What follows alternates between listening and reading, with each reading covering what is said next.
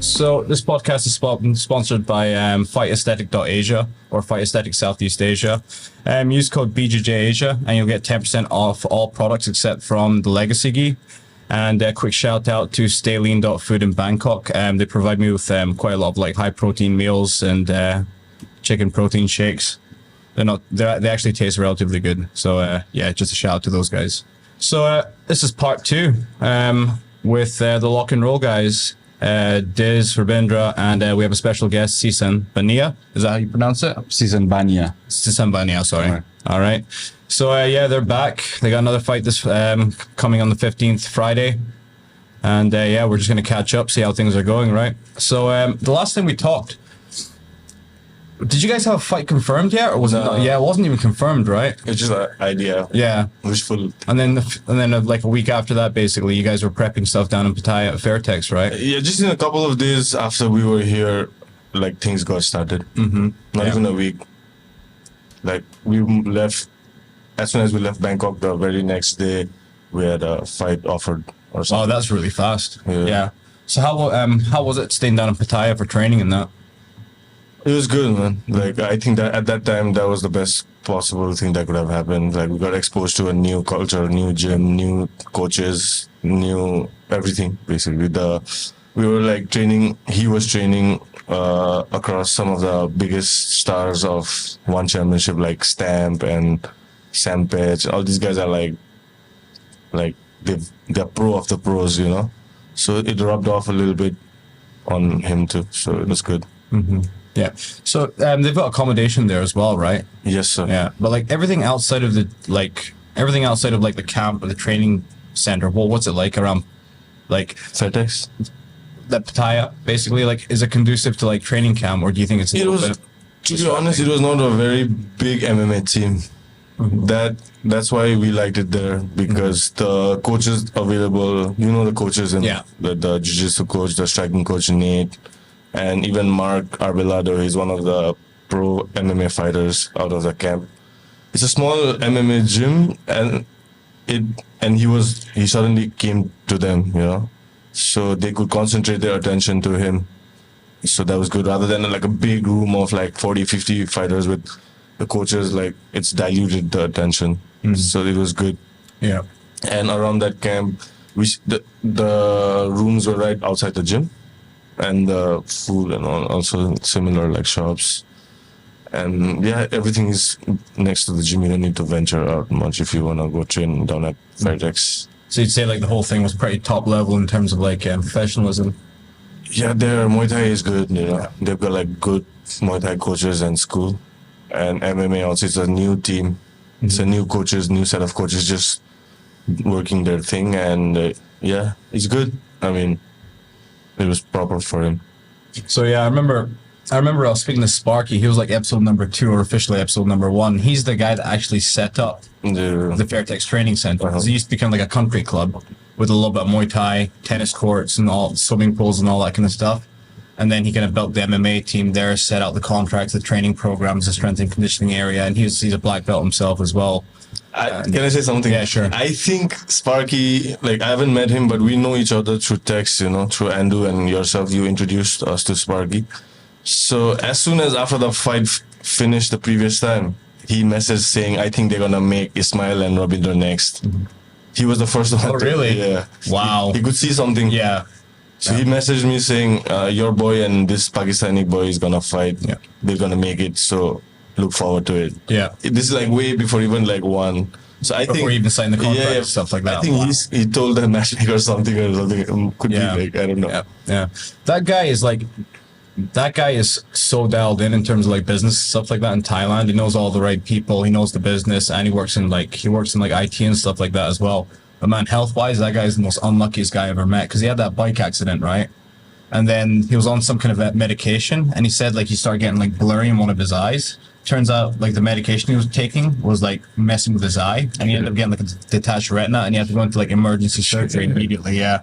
And then like I feel so bad for him because it looks so silly, but he's face down on one of those massage beds, and he's not allowed to like sit upright post surgery. So he's like, because like, and apparently he's got like holes in his eyeball and stuff like that. Now it's crazy. So unlucky health wise. But yeah, shout out to Sparky. Bike accident heavy भयो त्यो Yeah. यहाँ के भन्छ यहाँको local taxi ड्राइभरहरूले गर्दा त्यो मान्छेको एउटा भिडियो नै छ सीसीटीवी फुटेज खालको कि Okay. लाइक त्यसले ग्रीन लाइटमा रेड लाइटमा जान्छ कि एउटा यङ गाई smash it. The video is like fucked up. Well, I've seen that we video. wish him all the best, I guess. Yeah, It's on his Instagram as well. I can't believe he put it out there because apparently they told him not to. The bike taxi driver lost his leg. Yeah. Oh man, that's dramatic. Yeah, it's really bad. and yeah, man, speedy recovery to Sparky, man. Wish him the best. And Yeah. thanks. Yeah. So, like, in terms of leading up to the fight, everything, and like aftermath of the fight, during the fight, etc., what did you learn from competing in One FC? Would you think? Can I ask him that? Yeah, sure. One FC ma the first fight खेलेपछि तँलाई कस्तो के चाहिँ first एक्सपिरियन्समा के सिकिस् भन्नु सोच्नै पर्ने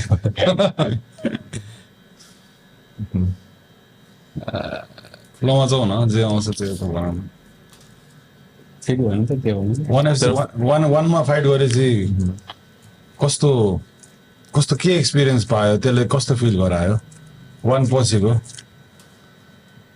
वान भन्दा अगाडि र वान पछि कस्तो हुन्छ डिफरेन्स छ जिन्दगीमा वान पछि लाइफ अझै हार्ड छ भने सबै मेहनत चाहिँ अति नै अझै गर्नु रहेछ पहिला सोचिरहेको थिएँ कि यति धेरै मेहनत गरिरहेको छु मैले तर त्यो फाइट पछि थाहा भयो कि मेहनत त कति गर्नु छ अझै अनि बाँकी अलि मान्छेहरूसँग नि कति बोल्ने सोसियल मिडियातिर कतिको के गर्ने सबै कुराहरू जस अलि पब्लिकको त्यो कमेन्टहरूले नि हुन्छ नि कि कतिको हम्बल सबै कुरा हुनुपर्ने रहेछ लाइक माथि गएपछि सबै कुरा त्योहरू चाहिँ बुझ्यो Moms, please. You just find out that the journey has just begun. So you used to think that he used to work out really, really hard, but now the hard work has actually just started. So, and also about how to speak in public, that the fact that you got to remain really humble in front of people. He's actually got pretty famous in Nepal, and around his gym, everyone looks up to him. He's been a keen source of inspiration of where fighters want to be in future. So there's a lot of hope. I think that he missed out that part.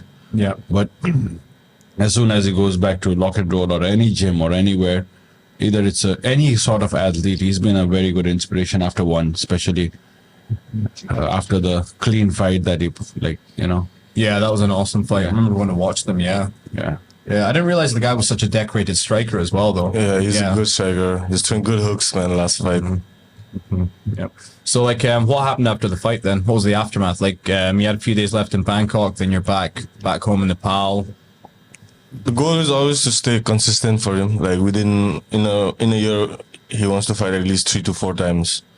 So this would be the 3rd pro fight in a year. So we knew we wanted to fight before the year ended, and he went home.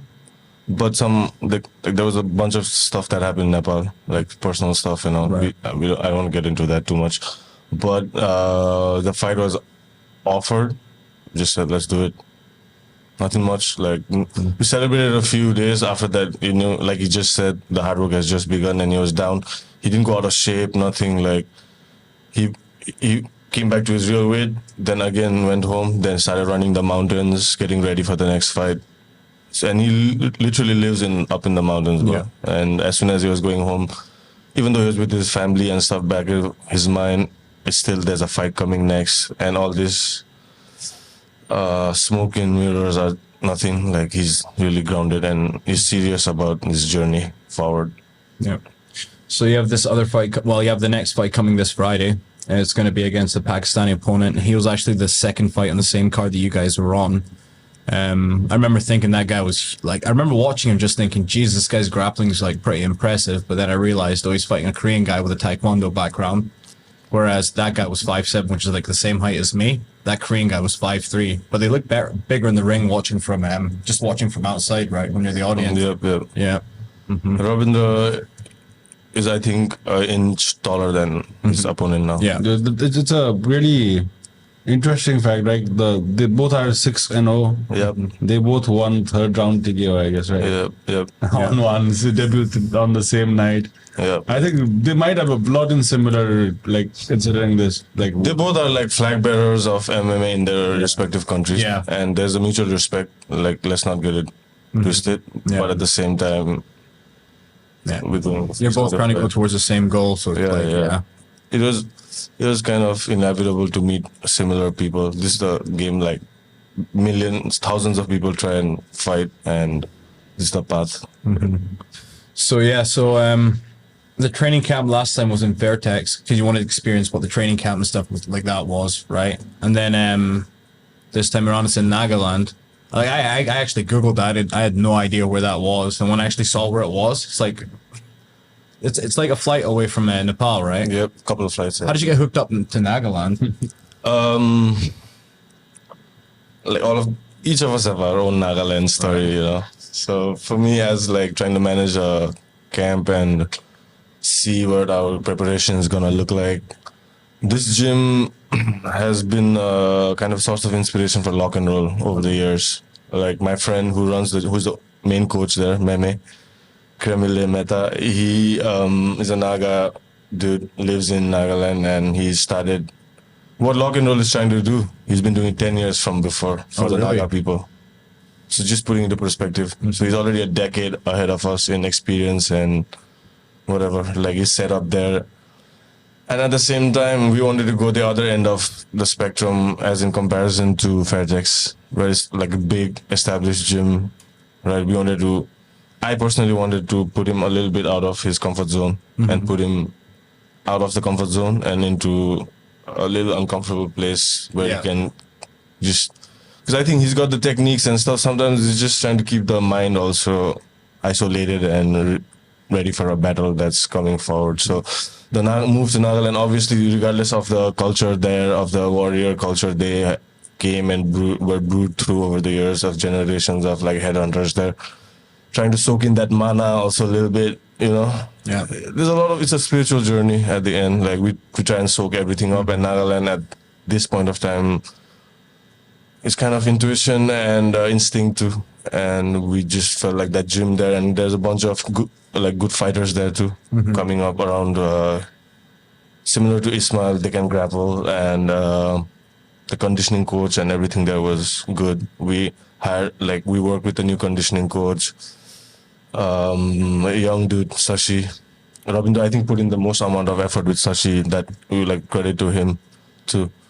And put in the best conditioning effort, like his condition, his weight and everything, keeping in check. Because the last Fairtex gym, we didn't have a proper weight cut. Like, it was a little, like, I personally didn't like it. Right. Like how it went. Miscalculation of a lot of stuff. Obviously, the path was shown to us that scaffolding was good, but at the end, we got like a kg over, you know. So I explained everything to the coaches there, like we need help with weight cutting, like proper guidance with nutrition, trying to stay, like everything that goes with it, the small nitty-gritties of MMA, like not just skill, not just conditioning, but the weight cutting and everything else. And Nagaland was a good choice. And also, trying to get, like I said again, trying to come to a smaller room with small coaches, with concentrated effort from different coaches, rather than a big room and where everyone's busy. Yeah. So what's the story with Nagaland? They're technically a part of India, right? But it's like in kind of like an obscure area of India. It's like right in the border of Myanmar. Yeah. You're telling me about the warrior culture there.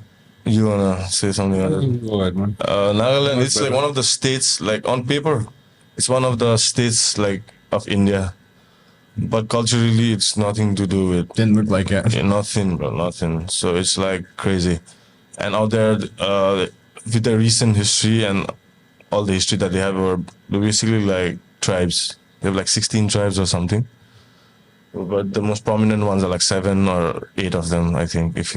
Don't quote me on that. Must be 7, and they are really proud. Warrior culture, like where tribes used to fight each other. The Naga tribes, all of them are Naga tribes, but they used to fight each other.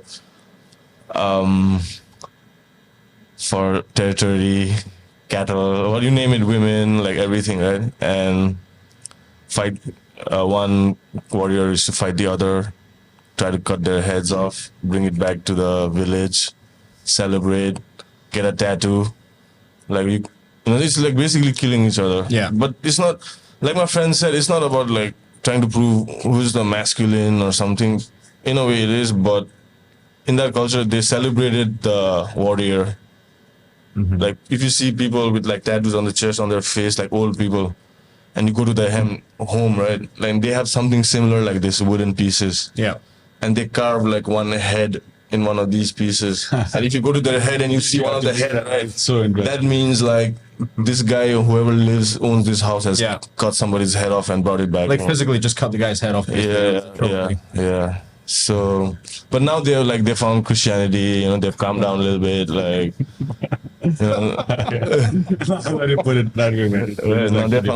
they're still proud. They have not forgotten where they came from. Someone chopped some other. They're still going out. I mean, the rural places, not in the towns and stuff. But they got it, bro. Like, extremely sweet. I mean, like if you're in the middle of the street with a confused face, like 5 people will come to help you. Extremely sweet. Like everyone's smiling at you, but they still got it. Fight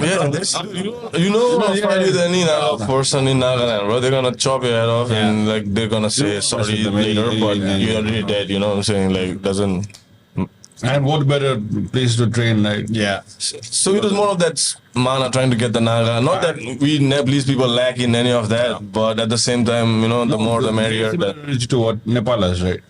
So very similar. For us, it was very relatable because it's like Nepal is kind of indigenous to the country, to the world, right? But we're not chopping heads off and like celebrating. I think that's like there's some kind of stubborn. Yeah, there is. And I mean, so Nagaland is also historic in a way for the World War II. You should like just giving a recent history, let's say. So that was a very pivotal area where the British fought the Japanese. The Japanese had come all the way up to Myanmar, crossed over to Nagaland. So the Battle of Kohima and Imphal, if you look it up, like historically, they call it the Stalingrad War, Battle of Stalingrad of the East. It was very pivotal at that point of time in 1945, where like 12,500 roughly Japanese came over the border, and the British contingent of like just 6,000 something like that, like half, even less than half of the Japanese soldiers met at Kohima, the capital town of Nagaland. So the Battle of Kohima is super interesting if you go look it up. And that battle, that there was a Gurkha regiment too in that British, like that led the war, and there was a lot of killing. And that stopped the Japanese from coming into India. The British regiment of the Gurkha Rifles, there was like Raj Assam Rifles, a lot of rifles, right? Mercenaries basically fought off Japanese. If they wouldn't have won Japanese in Kohima, in Nagaland, after like they crossed over Burma, whatever, you never know the history of India. They would probably be speaking Japanese. Possibly. You know what I'm saying? Yeah. So they had to retreat there because the Japanese didn't know how to fight in the jungle, apparently. Jungles. And the Gurkhas were pretty stealth. Like, they knew a little bit more of how to sneak attack. And if you look at I looked at it recently, and it's really interesting. I'll have to check it out, So in terms of the camp, how do you think it compares to the camp that you guys did in Fairtex? Because I mean, Fairtex is kind of like you didn't know what to expect. You didn't know if you're going to get a fight. Well, you were looking for a fight at the time. This time around, a fight is confirmed, right? So in terms of like from Rabindra's own like opinion, how does he feel about like the training camp this time compared in Nagaland compared to like Fairtex? To last camp, you can go preparation, my key difference going into the fight cost of field by right. So this. हाम्रो कुरा गरिसक्यो fight camp अलि सिमिलरै छ भनौँ fight camp त अनि तर अलि फेटेक्समा चाहिँ डिफेन्सिभ धेरै सिकिरहेको थिएँ त्यहाँ चाहिँ अलिकति अट्याकिङ पार्टहरू चाहिँ अलिकति जस कन्फिडेन्सले अट्याकिङ पार्टहरू चाहिँ जस गर्न पाइरहेको थिएँ त्यो अनि बाँकी त सब सेमै हो अलिक कन्डिसनिङ हेभी गयो अनि उताभन्दा चाहिँ कन्डिसनिङ चाहिँ अलि हेभी भयो बाँकी अब त्यही हो फाइट चाहिँ अब मेन्टली चाहिँ कस्तो हुन्छ त्यो दिन हार्डवर्क त सबै गरिसक्यो अनि अब मेन्टली त्यो दिन चाहिँ कस्तो हुन्छ त्यही हो. So I've asked this question when we were at camp, like I was interviewing him. I don't think it makes any difference to him wherever he trains. He's got this. He gets in a different zone. Well, of course, every fighter needs to, but for him, it does not actually make a difference because when he was in Fairtex, like he could not communicate very well in English, or the athletes won't understand English too because everyone speaks Thai there, right? So you're maybe a little bit more culturally closer to what Nepal is because a lot of people were speaking in Hindi, which he understands really well. But other than that, he's someone who would just follow whatever the coach says, just listens to whatever guidance he's taught with and just follows them. And he speaks to almost no one when he has no business. So he's kind of a loner on his own. He loves to be alone. So I don't think it made much difference, right? But what he was saying was the Naga camp was a bit more aggressive. Right. And the Fairtex one was, it focused on defense more. Because it was, I think, fighting Torepchi, who is a very experienced striker, so maybe that's why there was a more defense there. Here he wants to he focused on a little bit of more attacking, right? It was also because of like the camp in Fairtex. It was a little more decorated fighters were there too while sparring the Muay Thai guys. Like people who are in the main card of one also train there. So sometimes it's like hard to punch like a pro of the pros, like their main card of their stable.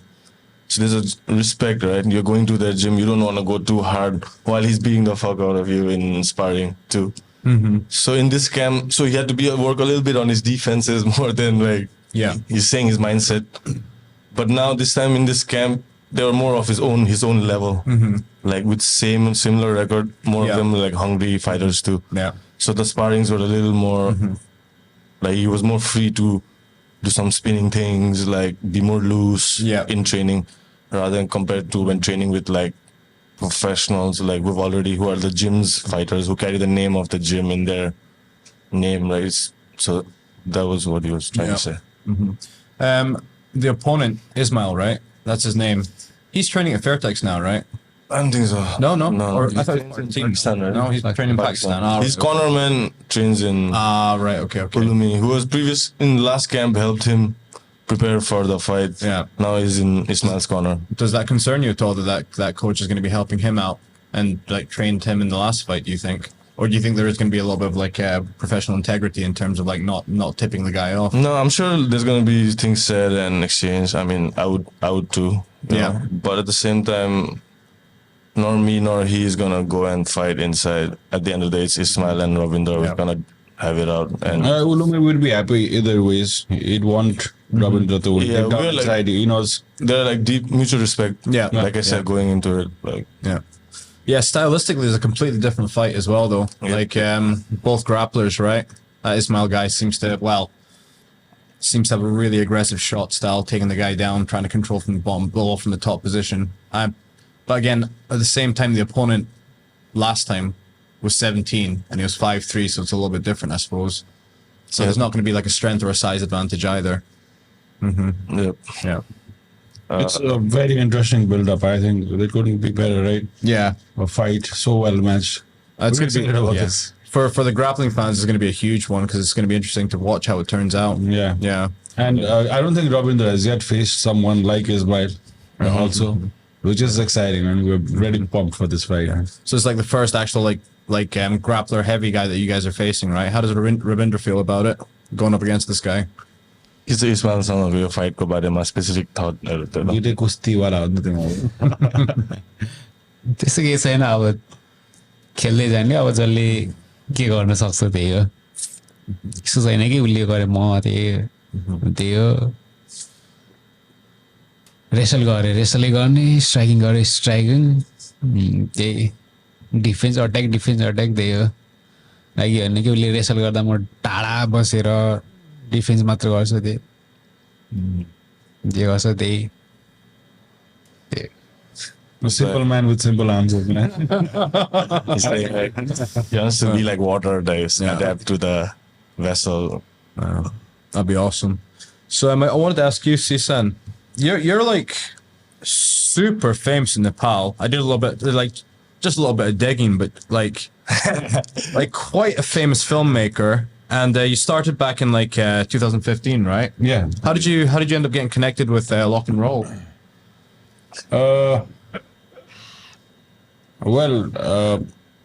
I had been I've been a fan of MMA in general since ages because my friend introduced it to me around at 2012, I think. 11, 12. He was a trainer in Nepal, a very famous trainer in Nepal. Rage, you know, Rage is the first MMA gym of Nepal. So he used to train there. He used to come. I'm pretty sure he's somewhere in Thailand training. So he introduced me to MMA, and it got me really interested. We tried to do something like 10 years back, but I really didn't have the team. I always believed that, you know, Nepalese have this fighting energy. They're so one of the best countries in Taekwondo, Karate in the 90s. So we grew up with that, and I'm pretty sure you guys can relate. Like when we were growing up in the 90s or whatever, like, you know, there was a lot of bullying. There was a lot of, I think our generation has that thing, because in our teenage, if you weren't fighting on the street, you won't get the respect too either. All right. So in a way, I had a very keen interest on fighting in general, and MMA was something that really interested me, and I used to follow UFC since then only. All right, so that was happening, and I met Diwiz in a gym while I was shooting for something, Gym Ghanama. Oh shit! Then he was like crazier when he was a fighter. So we took a photo together. You know, like it's a small country, everyone wants a photo. Like I was like mildly famous then. And he texts me like, dude, I'm gonna smash this boy, something like that. You gotta better watch out. And he won the fight, right? I was filming the whole event for myself. And next day, see, dude, I've told you, like, he had some other thing. And I might have seen the message, but that's something I try to ignore, right? No, can I say something about that? Yeah. I thought you were taking that guy's video, like, I'm like, bro, I'm gonna smash your guy. You're taking the video off. You know, saying tomorrow you'll see. Like, you probably like pointing the camera at me. Like, I'm kidding. Like, you're at the edge, no? I had a like Muay Thai fight going. I was a little edgy, a little bit. So that was that fight where you're licking blood from your eye. There's that photo of you licking the blood, right? I think so. Yeah. Fucking psycho, man. So yeah, after that, it was fun getting to know him. Yeah, so that happened, and I don't know. We kind of knew each other, but we never spent. It only took a night of loads of drinking, beer. Yeah. We met, and he wanted to meet because he had something interesting to say. He did not actually tell me what, but we met for the first time, like properly, and we sat down. There's a bunch, and he starts to tell me about this guy.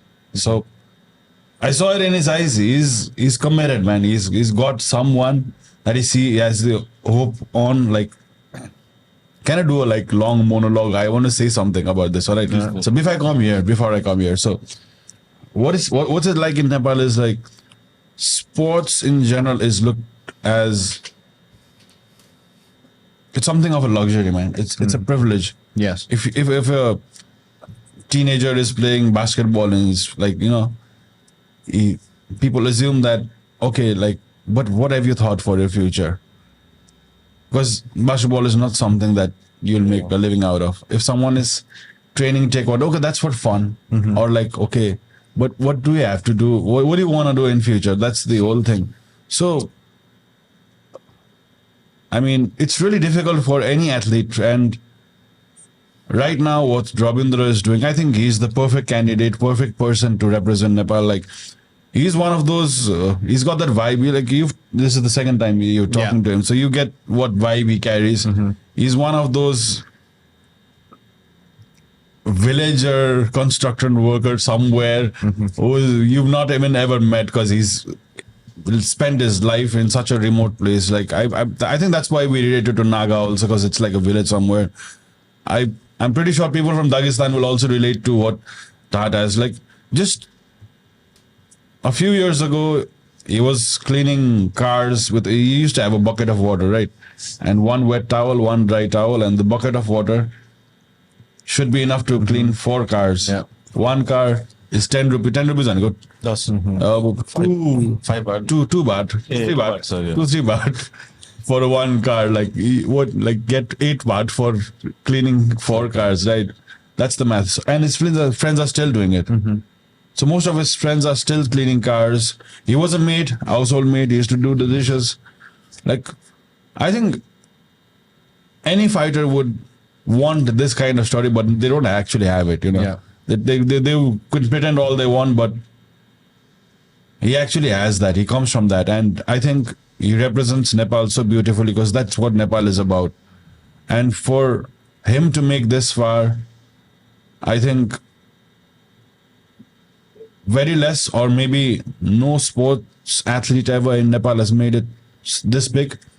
I think that comes with time also, right? But there's a lot of hope he carries, and doesn't matter if it's a football player or a boxer or anyone back home, everyone's rooting for him because this is something that could change the perspective. And what I see sports in general as is if there wouldn't be any sports, there'd be war. That's what I see like you know. And in the modern like in this current time, like Conor represents Irish. Like he shows how like strong Irish people are, or like, you know, the Africa thing is going on. Okay, Africa is strong one has. So like we need Asian fighters on the global map, right? And his story, like if a very good documentary experienced filmmaker would have his story, he could easily go for the Oscar nominations or a Netflix. Easily. Nimsdai types. Yeah, easily, man. Nimsdai bhanda ni basically, like his story is far more than Nimsdai. I don't know if he knows Nimsdai, the guy who got 14 Peaks. Yeah, I love that documentary. It's awesome. I did help him in the documentary as well. I knew him before. Like I knew him in the stage where you are right now, okay, before being famous, but you've got a much more interesting story, a simpler story, which everyone can relate to. And I'm just here because, we go back to the night of drinking. Diwiz tells me all of this, and the next day I meet him. His sister is crying while they're telling about, like, you know, the details of the story, where he comes from. There's so many things. I got so touched, man. And we watch movies, we listen to podcasts to get inspired, right? So right now, I'm living a movie.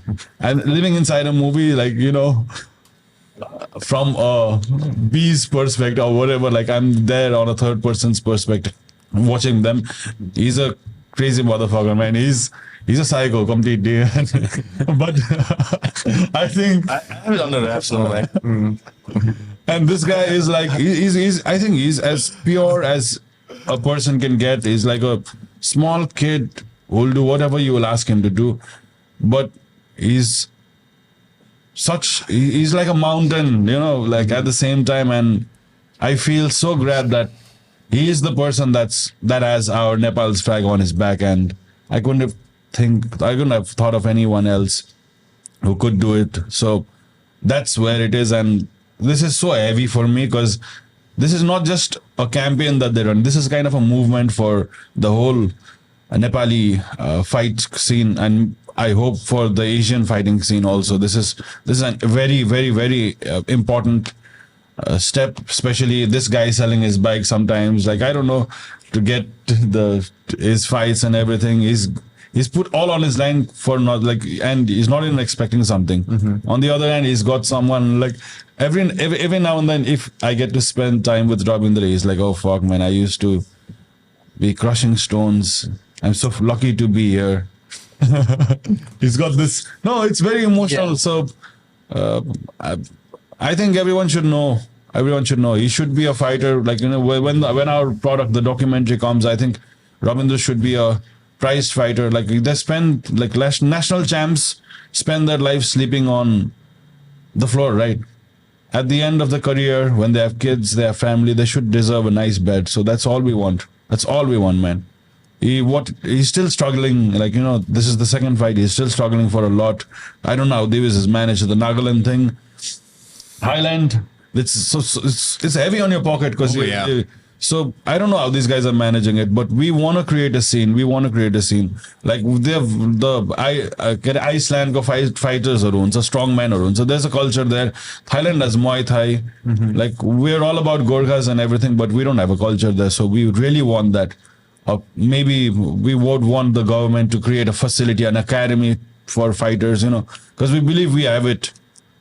Or else he wouldn't have beaten Torapchi, who's got like 300 plus fights, man. A guy from Nepal with very less experience can do that. Means we've got a lot of opportunities wasted, and this represents all of those people from Nepal, man. Yeah. So that's quite about it, man. This is something that's just too inspiring. I feel lucky to be here, standing next to you guys. That's about it, man. No pressure. When you put it into that perspective, now that I think about it, like there's never been like a superstar athlete from Nepal, right? Now that you think about it, because like it was the same in Myanmar.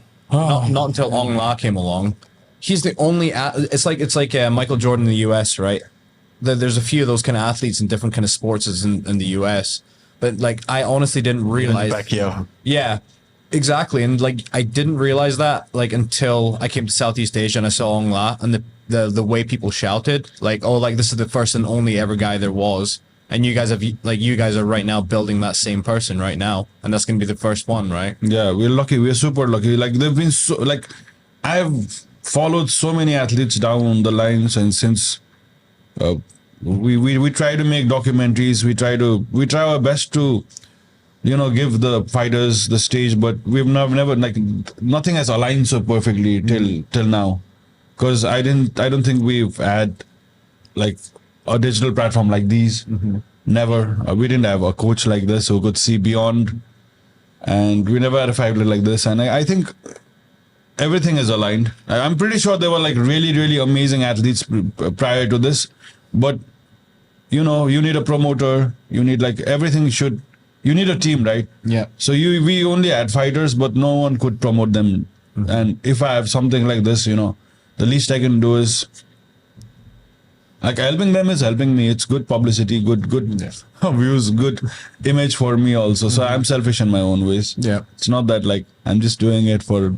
Like, can I say something? Yeah, go on. Like him and I both. I know I'm speaking for Rabindra also, but everything is happening, right? People are talking, watching, whatever, and we just make sure it doesn't get to our head. You asked why Nagaland. That was one of the main reasons. You didn't want to let it go. Like basically. We understand it's a long journey, not one fight or two fight. Our goal is like I said, we were here, and 10-year plan we have, right? So we're not rushing.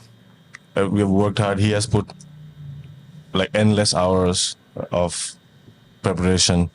He knows his opponent. He has not, like, there's no way. All he sees is his opponent right now. I'm sure sitting here, he's not even in this conversation right now. All he's thinking about is like, okay, visualizing the fight. And we just want to get this fight, show his skills, probably get to show skills that he hasn't had to in his last fights, and show one like why they should look at him more. So it's a process, and he's in that. He's not bothered much about like photos, podcasts, videos, all this. Nothing. He's grounded and locked in. Yeah, I remember last time around you guys were pretty excited, full of energy. This time around, literally, you both look like you just came out the fucking jungle. I mean, like you literally did, right? And I've never seen you so tired ever. And I was just like, dude, what the fuck? Like you're never tired. You never stop. You keep going. And then this time around, you look like you just came through a war zone. Like, fuck, man. I mean, you guys are ready this time. We're ready. But more like, even me, I can't think of anything else beyond December 15th. Like, you ask me about anything. I don't care. Also, sorry. They had a strength and conditioning coach who really pushed them. to. I wasn't You're part of the the- conditioning sessions, but just looking at it, I got tired. You know what I'm saying? So leading up to the fight now, what's the main priority? Prepping. I mean, it's a week out, so it's more like resting the body, making sure the weight's on point, everything like that. Just that. Yeah. Yeah. Just. Yeah. Just running a few scenarios over the head, like visualizing the fight, and just getting rested, like just being in the zone. In the fight week, I don't bother him too much too. Like you should just be in your room, like just be by yourself. Like he's pretty dangerous when he's alone, like when his back is against the wall. Yeah. If you talk to him too much, and also like we are weight cutting, like gets irritating, you know. So just keep in your space whenever and the right time, whenever you need. I'm like we're there. Yeah. But just be in your zone. Like don't get distracted by social media, like all the messages, this, that, comments. Nah, cut that shit. Like let's go dial in. Sometimes it's a little bit harder to drown out that white noise, right? तँलाई त्यो यस्तो social media यस्तोहरूले disturb गर्छ त्यो फोकसमा leading up फाइटको दिनहरूतिर मान्छेहरूले मेसेजहरू गर्छ यताउता अलिअलि कसो मेसेज गरेर कति मेसेज गरेर म चाहिँ उतातिर गइरहेको छु क्या मेसेजले मलाई उता तानिरहेको अनि तँ हेर्छस् मेसेजहरू त हेर्दैन त्यो फाइटको बेला चाहिँ एक दिन भनौँ न वेट गर्दै त्यो मेसेजहरू क्या अरू नै भिडियोहरू हेऱ्यो मेसेजहरू धेरै little bit, obviously everyone's human. If you go through the messages, it will hit a nerve, positive or negative. But he tries not to like look into it. He just focuses on watching YouTube, some stuff like that, and kill time. I was thinking watching the first fight that you guys were going down. I was like, I've been trying to like reframe jiu-jitsu in my mind a little bit, just because when we're talking about training and stuff like that, you're always thinking about the certain positions, right? Like, and when we're thinking about those positions, we're thinking IBJJF point scoring, right? So that means side control, mount, stuff like that. But then when you actually see MMA, like if IBJJF, the rule sets were the control positions were the best control positions, you'd see a lot more in like MMA fights, right? And I was thinking, and then now that I've been looking, you've been seeing like how ADCC is evolving the game, and especially in no-gi jiu-jitsu, I'm realizing now just how much those positions are actually inferior to pinning the lower body. And I was kind of like studying position yesterday. I was looking at Craig Jones's power ride yesterday. I was just thinking about some of the positions when you guys were advancing in the first fight as well. And I was thinking like for an example. For example, so think about it carefully, right? The best positions is back mount, mount position, and side control, right? But it's all your body completely trying to pin the upper body, right? But where does the most explosive movements come from? Feet. Your feet, right?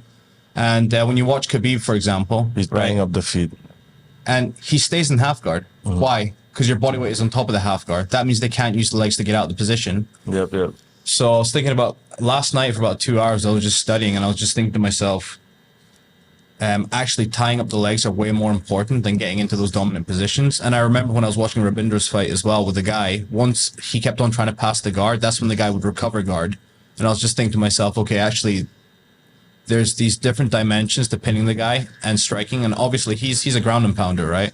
And I was just thinking to myself, okay, actually, like pinning the legs, stapling the legs, or splitting the legs are way more important.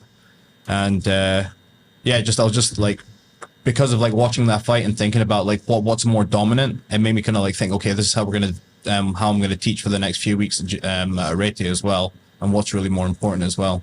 Especially half guard with that underhook. Yeah. Is a devastating position. Let's think about it carefully. You stop a person's movement. So let's say you put your body weight on top of the legs, put the feet together, or you split the legs. There's no more explosive movement. Or if you turk the legs, that means the feet can't touch the ground, right? So there's no bridging, there's no shrimping. So what are they going to do? They're going to get tired trying to move. And since their lower body isn't working, they use their hands to get up. They're going to use their hands to get up. That means post up onto the elbow, and that's going to compromise position. That means they're going to sacrifice. They're going to sacrifice or make mistakes to try and get out of the position, right? And that's when you see guys like Khabib advancing the position. That's where you see the Dagestani handcuff, and that's where the guy can't post anymore, and then it just gets worse and worse and worse. I'm not saying I'm not saying like those like the dominant positions in IBJJF are wrong. I'm just saying you should be exhausting the guy positionally, then get into the dominant positions, and then finish. And that's what a lot of guys are not doing. And what I'm realizing now is those gray areas in between the dominant positions are what's going to be like key, because it's more important in MMA, I think, because the stakes are higher as well. But yeah, it's just like it was making me brainstorm after watching that first fight and just thinking about what the next fight is going to be stylistically. Yeah, his opponent also tries to do the same thing. Yeah. Tries to entangle the leg with his legs, try to tire you out. Yeah, and then of course Body locks. our friend Sergey was given some help, obviously, because he's got an MMA background and he's Russian as well, right? And he's from the kind of like the Georgian area where the mountains are, where the Dagestani guys are as well. And he was just like, he was giving you a little bit of tips on what to do in that exchange. Yeah, it's gonna be interesting. Yep. Yeah, man, I'm actually really excited. It's hell of a fight, bro. It's once in a life as a fan.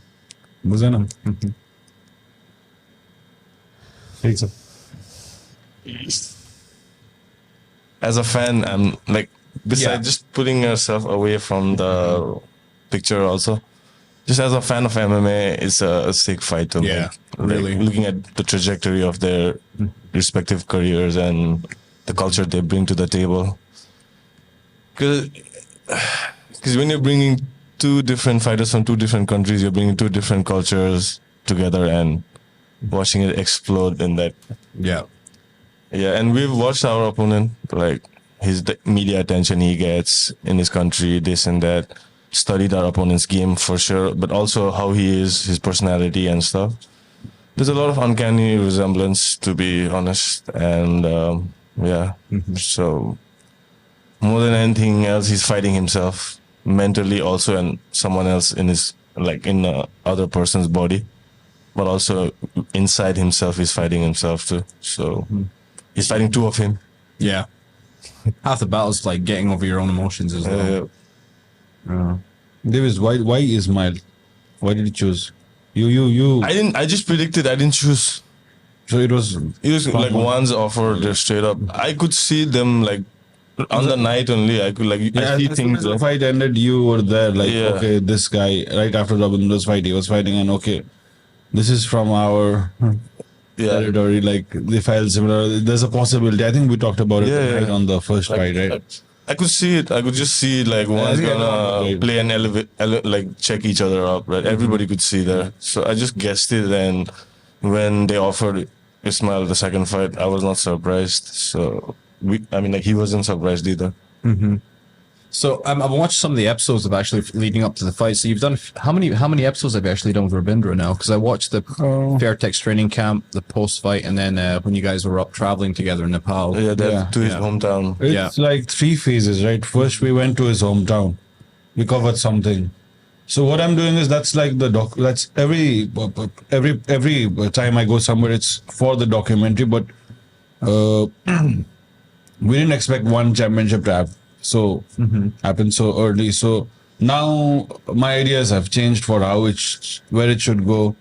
So I needed a climax for the thing. We did NWC first in Nepal, which I thought we could do more, and we were here at 1. And this is the second fight. I still think that we can do more. So it's been 3 phases. One, first answering a question. One in his hometown, Bajhang. Second one was while preparing for during the Fairtex camp. Third one was during the fight, right? What happens? So I missed the weight cut thing because I realized that was the actually most intense part where the mind game is, messing with the person himself. But that's why I am here. Maybe I hopefully will get something out of this trip, and let's see, man. I don't know when we should get the thing released, because for now, just the vlogs are the rough parts that I've put on YouTube. That itself is helping him. So when we want something that would create an impact, to get him on to the next level, then we'll probably have the documentary. But as I go, I'm learning so much. I'm new to this. So as we go, I'm learning every day what's happening and everything. So it's interesting. Yeah, man. So week leading up, what else is what are the future plans then? now next we'll go to a big camp. Yeah. Next fight. You think so? Yeah, for sure. What are you thinking? There's a few we've listed out. We'll approach and see what's best. But yeah, next more than preparing for a camp, next camp should be more to acquire new skills and sharpen the old. Skill acquisition. Yeah. So for next camp, hopefully early next year, like Jan, Feb itself, put him through another couple of months through a good camp with 50, 60 fighters like him in the room types. New sparring style, sparring body, new wrestling coach. New environment. Again, challenge himself again in a new environment. Yeah. Keep him on his toes. Then look for a fight after that. Yeah. What fascinates me about this whole process, though, again, like, not only is he learning, and not only is he like becoming a pioneer in terms of like Nepalese MMA, right? You've got to grow just as equally as a coach as well, right? So you learn how, I mean, establishing the team alone is difficult enough, right? But then at the same time, you're still in the developmental stage as well, right? So at Fairtex, you learn how to do it this way, right? And you're going up and down from Bangkok because you need to learn jiu-jitsu up at Arete. Not only that, you're going down to Fairtex to learn how to become like an MMA coach. So that means you've got to train at the same time as well, right? Balancing that is difficult enough as it is, but then this time around, you're going to something a little bit more raw in Nagaland, right? And you're learning how to build relationships, and because like you have to network as well, right? There's thousands of great fighters out there, but at the same time, like some of them, they never got off the ground because the coach fumbled it, or just they didn't know really how to play the game either. Because there's very much playing a game at the same time as coaching. You can be the greatest coach in the world, but like it's, if you don't know how to like build relationships as well, it's very difficult, I feel like. How do you think that how do you feel that process has been for you? Effortless, I guess, to be honest. Like I don't have to try hard. Yeah. Like it's just maybe how I am and how we grew up, you know. I'm not overly friendly person. Like not overly, but like I'm easy, you know. So getting to know people has not really been a problem. If we have a mutual interest. If you have no mutual interest, I cannot make conversation with. So MMA being the common denominator, like it's easy to. Yeah. MMA Jiu-Jitsu being like common, it's been the easiest currency for me to exchange knowledge and skill and time with new people, and yeah. So not having to. I don't stress about that much. Yeah. So people, if they really believe in you and what you're trying to do and the journey it should be effortless. Like you shouldn't be running behind them a little. If they see something in you, they will resonate. Like you will not have to try to prove a point specifically to them. So that's been the motto. So yeah. Has anything changed, do you think, like since the first fight, since coming back to Nepal in terms of like coaching? Has it made it more difficult for you, or has it made it easier for you to coach? Like you just said, we just understood there's a huge way to go, like a long way to go, like huge levels to climb and achieve. When we saw the pros, the pro pros, how they do it, and when champions, how we do it, so put us back again in a mindset where it's not enough. We gotta work more, learn more skills, show more skills, and be more well-rounded fighter. Go through some losses in the gym, like lose in sparring rounds, but sharpen, come back again, stay strong, get a nutrition, try to eat well, get supplements correct, get recovery correct, get your finances correct, get your social media campaigning correct. Like there's been a bunch of stuff, but it's all been the same thing, but just try and level up and just be more patient. Yeah, patience too, man. Like whatever, like, you know, they're cool. Like the fight day is coming. We're patient. You can see he's got a patient demeanor right now. Like, yeah, just that's been more sharpened, I would say. Yeah. It's pretty much it, isn't it? Yes, brother. I guess my last question is, who would you like to thank this time around? तपाईँलाई thank गर्नु छ अरे फेरि यो अहिलेसम्म अस्तिपछि thank त सबैले भन्न मजाले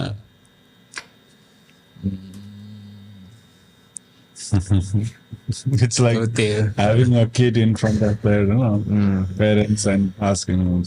स्कुलमा क्लासरुममा उभिएर सोधे जस्तो छ नि फर्स्ट त अब भन्ने होला को छैन अहिलेसम्म यहाँ पुग्नुमा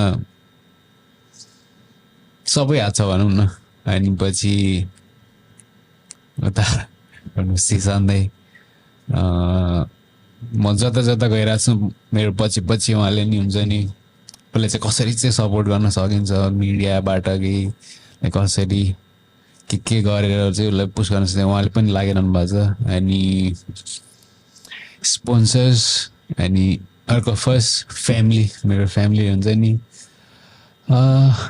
यस्तो गाह्रो अवस्थामा नि हुन्छ नि होइन तर मन छ भने गर भनिरहेको छ यस्तो गाह्रो भइरहेछ फ्यामिलीमा तर पनि हुन्छ नि गर भनेर भन्नु भएको छ फ्यामिली भइहाल्यो अनि त्यही हो अनि all friends rock and roll team हाम्रो gym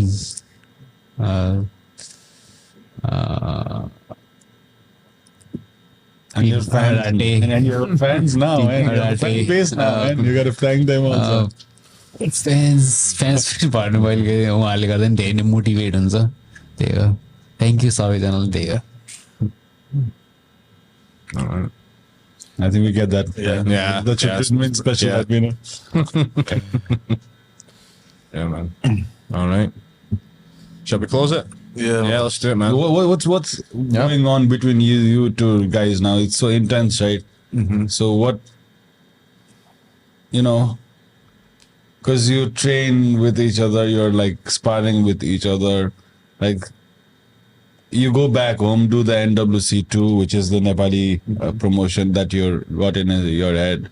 So what's going on between you two? What kind of conversations or like how would you want to react to his preparation? Like what's going on, man?